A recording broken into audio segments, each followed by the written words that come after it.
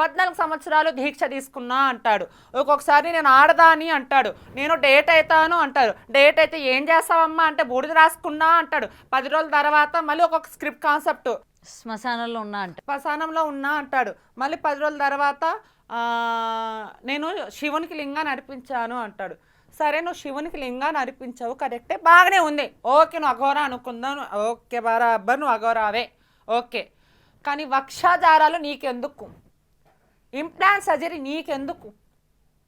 నీకు ఏ షోకు లేదో నువ్వు పెట్టించుకుంటావా? ఈరోజు మేము అడుగుతున్నాం, నీకు ఇంప్లాంట్ సర్జరీ ఎందుకు? ట్రాన్స్జెండర్ కాదు, మగవాడు కాదు, ఆడవాడు కాదు, కానీ ఏదో ఒక జనాలు మోసం చేద్దామని వాడు వచ్చాడు.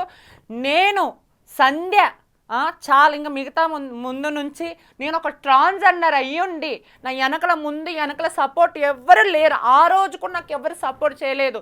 నన్ను ఒక కూరల కరేపాకు తీసి పారేసినట్టు పారేశారు. నేను ఎన్నో రోజులు ఏడ్చాను. ఆ రోజు కూడా మీరే నువ్వు కూడా ఉన్నావు. చాలా మీడియా వీళ్ళు నమ్మకండి నేను మాట్లాడాను. కానీ ఆ రోజు నా మాట ఎవరు నమ్మలేదు. ఆ రోజు నన్ను ఎన్ని పెద్ద పెద్ద కామెంట్ చెక్క కొజ్జ వస్తే మాధురి రక్తం కక్కుని సస్తావే, నువ్వు అఘోరత పెట్టుకుంటున్నావు అన్నావు.